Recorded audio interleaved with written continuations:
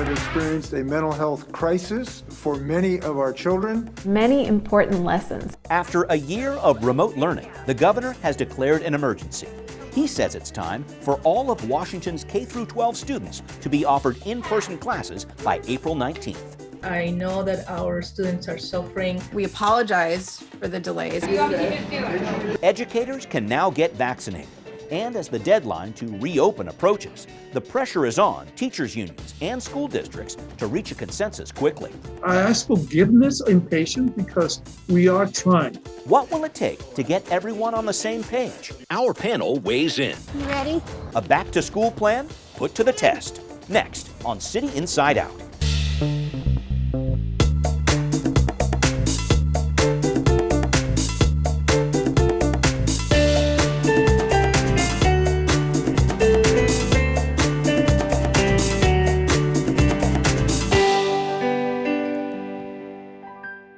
Welcome to this edition of City Inside Out. I'm your host, Brian Callanan. Governor Jay Inslee calls it an emergency. He's ordered all Washington schools to offer at least some in-person learning by late April. But dozens of districts, including Seattle, say the governor's proclamation shortcuts negotiations over COVID safety protocols, still in progress with teachers' unions. On top of that, the state superintendent says he'll withhold federal COVID relief money to school districts that don't have sufficient return-to-school plans. State leaders, local districts, and teachers' unions all share the goal of returning to in-person learning safely. But the lesson on how to get to that point doesn't yet have a clear answer. A year into the COVID pandemic, students aren't the only ones with virtual learning fatigue. It turns out Governor Jay Inslee is pretty tired of it too. If I had a nickel for every excuse I have heard from not giving our children on-site instruction, I would be a millionaire at this point. Inslee is now requiring public schools to offer all K-12 students in the state at least 2 partial days of in-person, on-campus learning a week by April 19th. Feeling clean here? More than 200 districts statewide, large and small, have been able to offer some form of hybrid learning over the past few months. And with teachers now prioritized for vaccines, and with CDC reports showing schools with proper protocols can reopen safely, the state says it's time to phase in more in-person learning. We've got to do better. We've got to do more. Public Schools Superintendent Reykdal says $714 million in federal COVID relief will go to schools that have sufficient in-person learning plans in place. I'm going to mark out all the numbers. But plans from Seattle and more than 30 other districts have been deemed insufficient, so they won't be getting any of that money yet. We are building the system around the students that do have highest needs, but then bringing them back in an integrated way.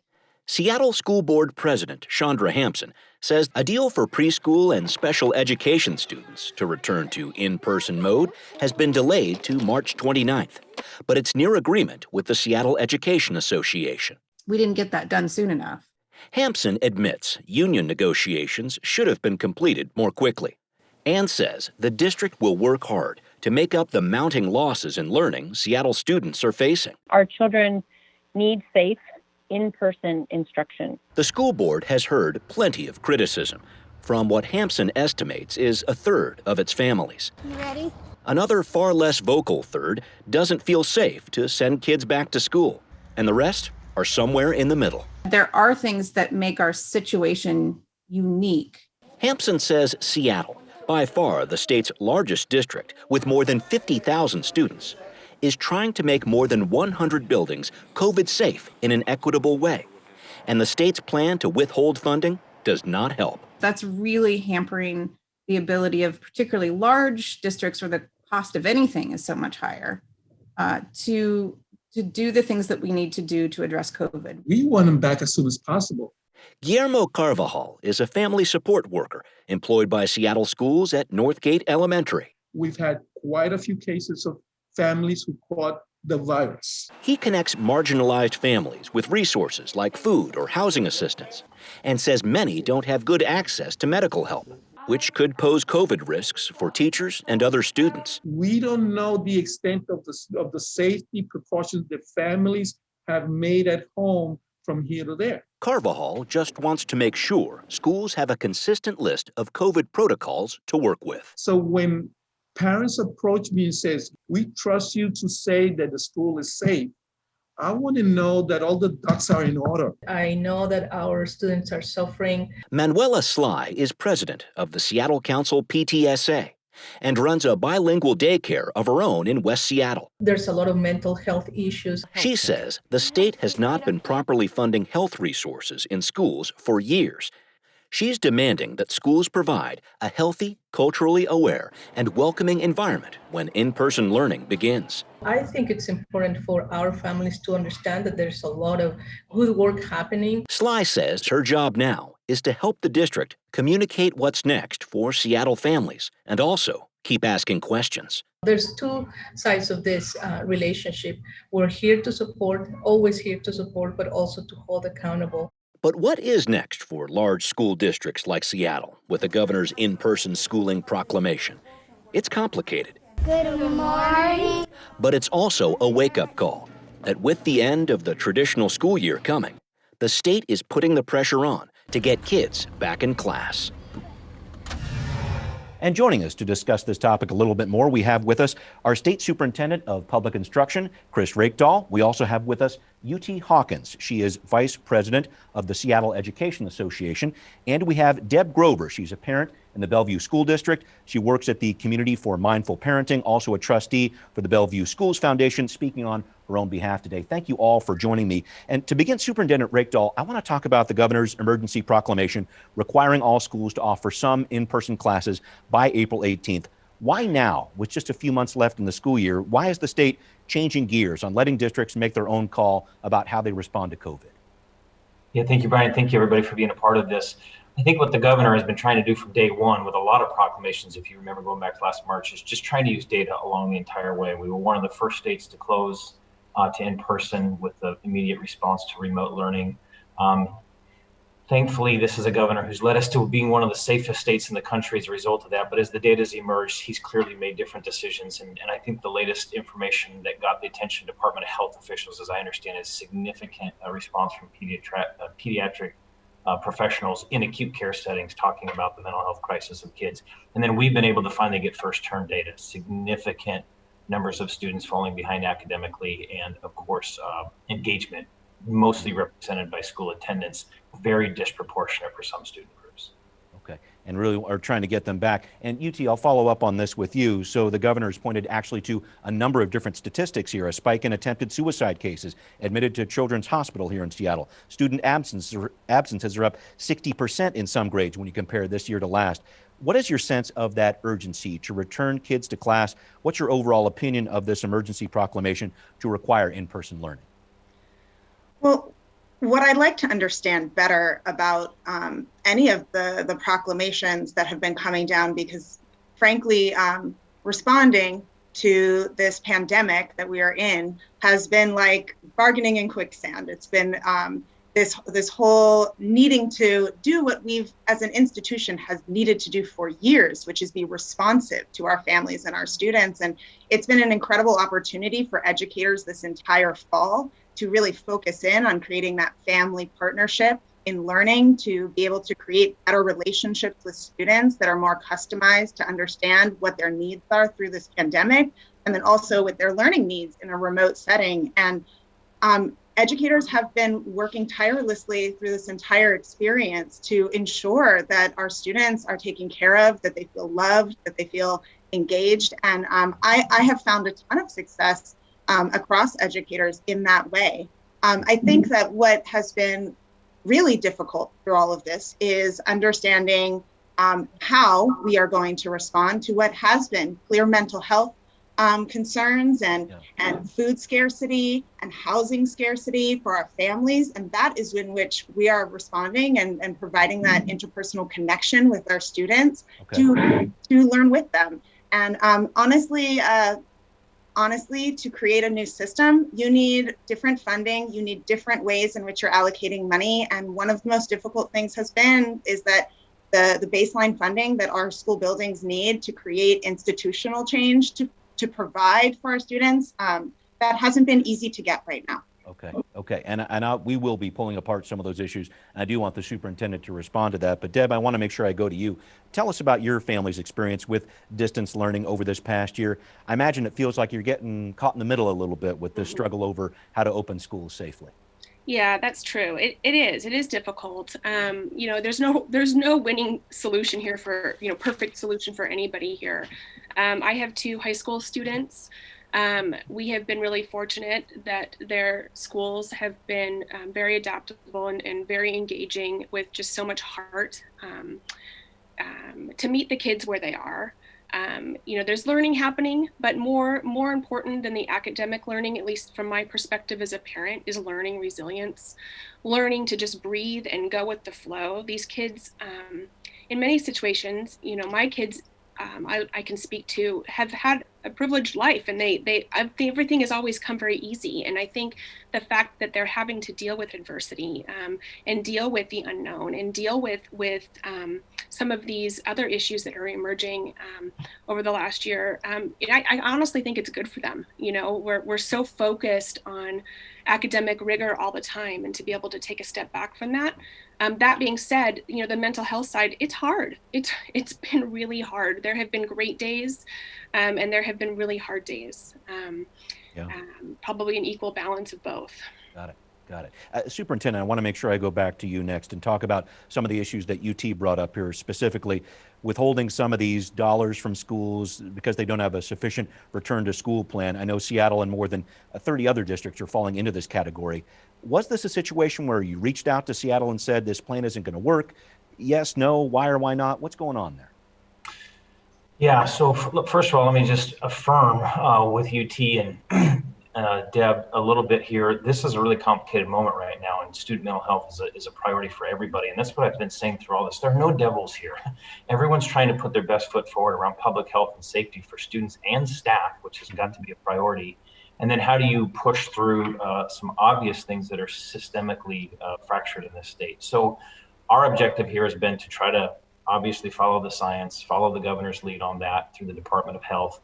This latest order is about trying to give families the opportunity, when they determine that their kids are in enough crisis that they want an opportunity to learn in person, that they ought to have that opportunity. It doesn't say everyone goes back. It says create that. And for 250 some school districts, they've done that very effectively and safely. Again, not perfectly safe, but cases are dramatically mitigated with the strategies that are in place.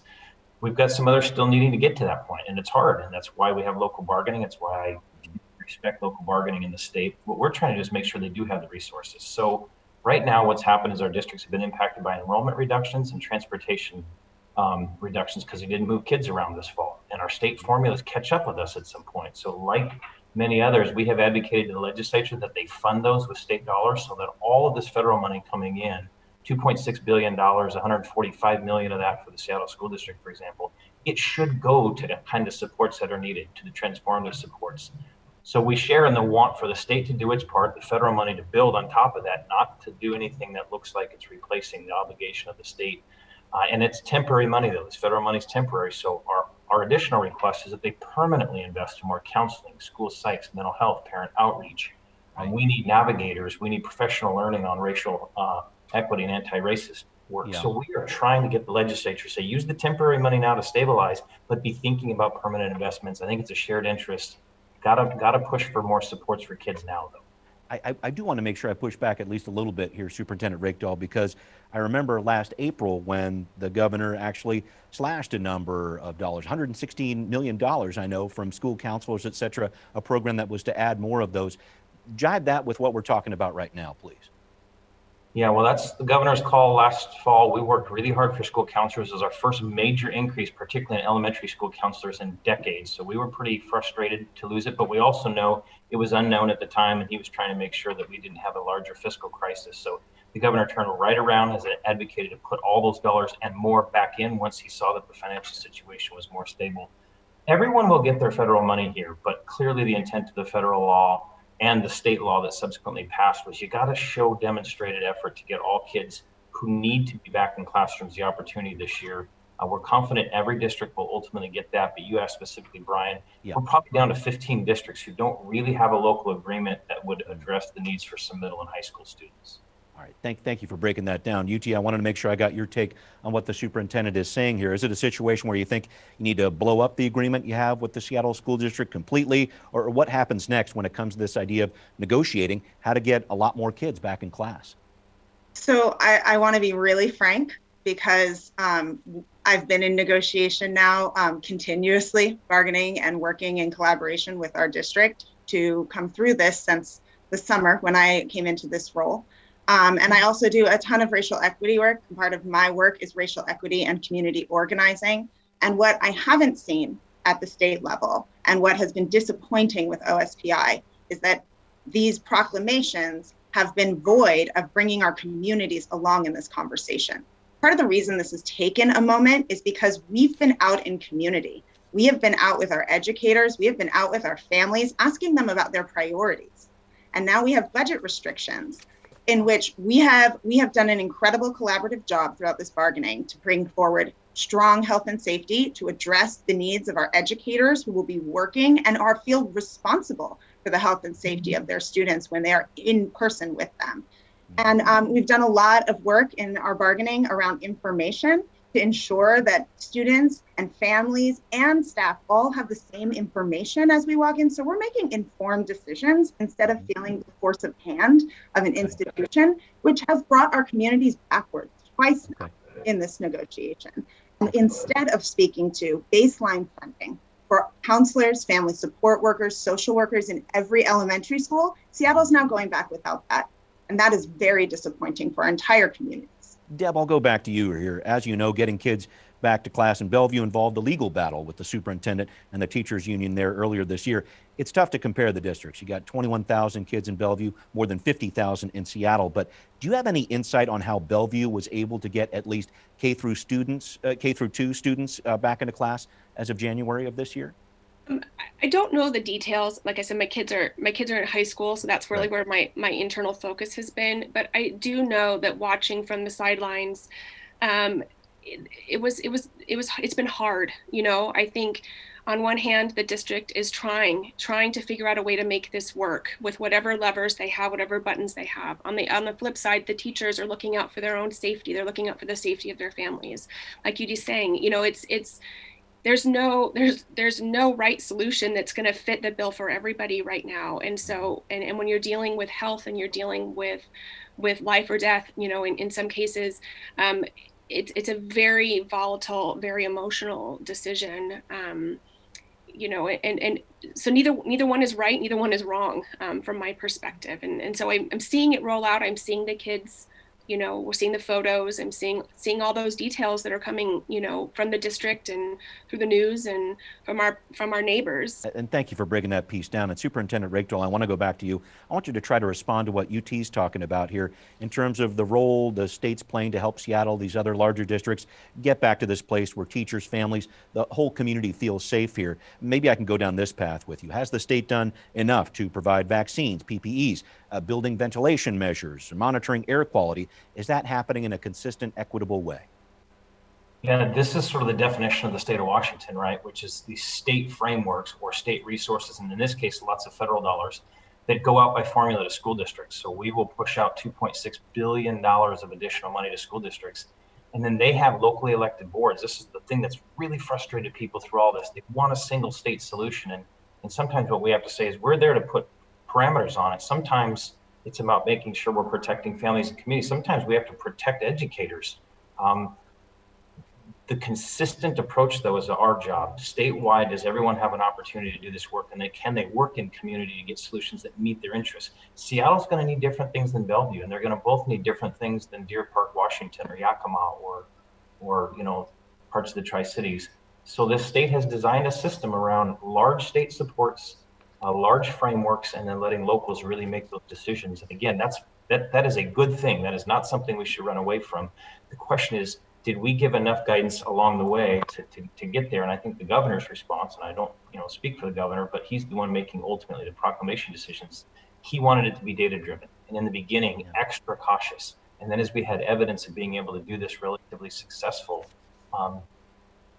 more steps. And then ultimately, when it was determined that there was significant mental health crisis building in the state, and obviously the attendance and academic performance risks here are quite obvious, then it's another step, still locally determined, of course.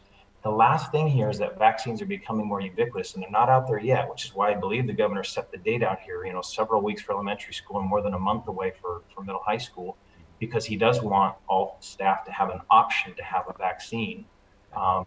But again, locally figured out. We've got great uptake rate right now in that, but to the powerful point of others, students won't be vaccinated. So we're still going to have those safety measures in place along the way, even as we get vaccination, and families need to be able to make that choice. And a lot of them are going to choose to stay home, which makes sense for their family. We got to be able to accommodate them. UT, I'll make sure I go back to you on this one, because teachers have had the chance to get vaccinated over the last couple of weeks here. You heard the superintendent talk about that. I wanted to talk about some of the different barriers you see for educators getting back here. A lot of different reports, a lot of different data coming out here. A report last week out of Massachusetts saying students could be 3 feet apart, not just 6 here. The CDC, I know, has some guidelines too. I want to talk about that. What would make you feel safe in terms of going back to work? I can speak for Seattle.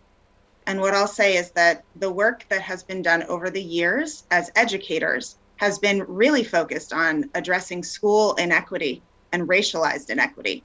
And what has been coming down from OSPI in the state has not been a focus on that kind of conversation and complexity and holding multiple truths. Yes, health and safety. Yes, PPE. Those things have been things like all other institutions our schools have had to wait for. We've had to wait for this opportunity. And honestly, that's the right thing for us to do. I feel fortunate that we've been able to hold income for our educators, that they've been working through this, that they've been supporting families. They deliver food. They do all of these different things that are well outside of what a traditional schooling experience has been in the past. Now, in coming back, here is the worry. We have been doing a ton of work to create different ways in which we communicate, especially with Black and Brown communities, around what this pandemic has done with them in their communities and access to those things. The other part of this is schools were not safe to begin with. Let's be very clear on that. The nostalgia of being back in person, all of a sudden right back to the way we were, for myself as a Black and Brown person and Muskogee Creek, Kiowa Nation, school was never a positive experience for me. It was ridden with racism. It was undermining of the ways in which I am as a person. And we look to change that. All students, especially coming back from different compounding traumas and racism of this last year in particular, we look to go back in a better way. And what we've seen in remote instruction in particular is our Black and Brown students and families have had a whole other experience of what it means to get a phone call home, what it means to feel safe. We've seen up engagement. We've seen different ways in which they're engaging that are not going to happen in the same way if we don't start to reallocate funding to create those supports as we walk into a building together. We are expecting the mental health trauma to be in buildings present. And you cannot expect kids who have been alone at home with their families, with their trusted adults, and sometimes in situations that are very difficult, which we've all been navigating with them, to come back and expect things to just be fine. And we are not seeing the funding to support the ways in which we can create change. Thank you for bringing that up. And we need to head towards the end of the show here, unfortunately. And Deb, I want to make sure that I talk to you about this. Your plans for April 19th to begin with, and your hopes about where our school system goes in the future. I know you talked about some of those different mental health outreaches. Can you help me out with some wrap-up thoughts, please? Yeah, absolutely. I don't know what we're going to do yet. We got a survey from our district yesterday, and we're having family conversations around it. There's a lot of pieces to keep in mind. What do my kids want? What are they going to feel safe? There's probably a trade-off between the kind of instruction they're going to get if they're back in the building versus if they remain remote. I don't know. We have a little bit of time before we have to officially declare. And a lot more information together before we do that. And when we go back, to answer your question about that, I really hope that we hold on to some of the silver linings, like UD was talking about, in regards to how we connect with families, how we solve the equity challenges that we've had in the past, how we differentiate for each student so that their needs are being met, and that we we take this idea of mental health, that we've always kind of wanted to bring up and rise to the top in terms of teaching kids resilience and looking out for their well-being, that we actually hold on to that as a foundational piece of the puzzle in terms of education for our kids moving forward. Got it. Thanks very much. UT, I'm going to do the 45-second version with you if I could, please. Put a fine point on it. Is there a chance the teachers union would defy this emergency proclamation and not come back to school? I believe that we've done the work to bring along our community and engage them where we have done the work. We have been bargaining and we have been bringing this along. I will say the governor's proclamation does nothing helpful in that. It has created a setback where our communities are now back again panicked, worried about the misfunding that has been historical within our buildings that we must walk back into, racialized injustice, and the way that honestly the state's been talking about educators has not been. It's been very deficit minded. We're working extremely hard and we continue to do that. Thank you very much for that. Superintendent Reykdal, I'll let you wrap up with some thoughts about the present day and what's going to be going on with the education system in the future.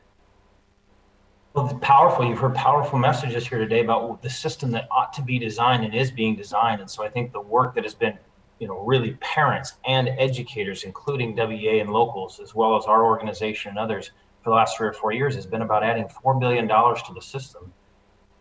The question that keeps emerging, though, is just adding more money isn't enough. You do need the resources, and it has to be focused in different ways, differentiating instruction, thinking about systems as anti-racist, from grading policies to attendance policies to discipline policies. All of this is stuff we've been working in partnership with, and I do think in this state making really good progress, but it's never fast enough, and that's a real thing. That is not just a statement. I agree with Judy on that. There's all kinds of work that has to be done. Some of it can be statewide policy. Most of it has to be at the ground level. There are different districts who need different things. We need to get them the resources and sustain it.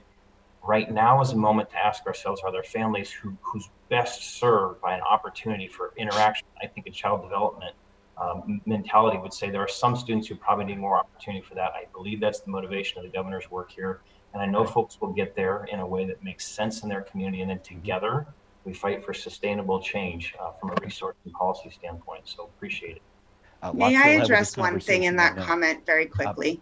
Please do, Judy. I just want to say that there is urgency. Urgency is not the issue. But what I'll say is urgency is often weaponized. And that is one of the things in which systemic change takes time. And when we continue to look at budgeting with the same lens that it has been, that's not the change we need. Okay. All right. And the urgency needs to be on listening to our students, to our families, to our educators about what they need baseline funding in at this point. And that change has not happened. Thank you very much for that, UT. As I said, a lot still ahead with this. We will be right back. What are people on social media saying about this? One person writes, "We want schools to be open. The safety protocols, testing, quarantine, etc. allow us to do that." Another writes, "Our kids learn best in the classroom, but we can't reopen schools if teachers and staff aren't protected." We'd like to know what you think. Send us an email at contact@seattle.gov or find us on Facebook, Twitter, and Instagram. Coming up next week, the city has extended its eviction moratorium through the month of June. Will the state follow suit? Advocates warn we're going to see a spike in homelessness unless there's some rent relief soon. We'll bring you the latest next time on City Inside Out. I hope you join us.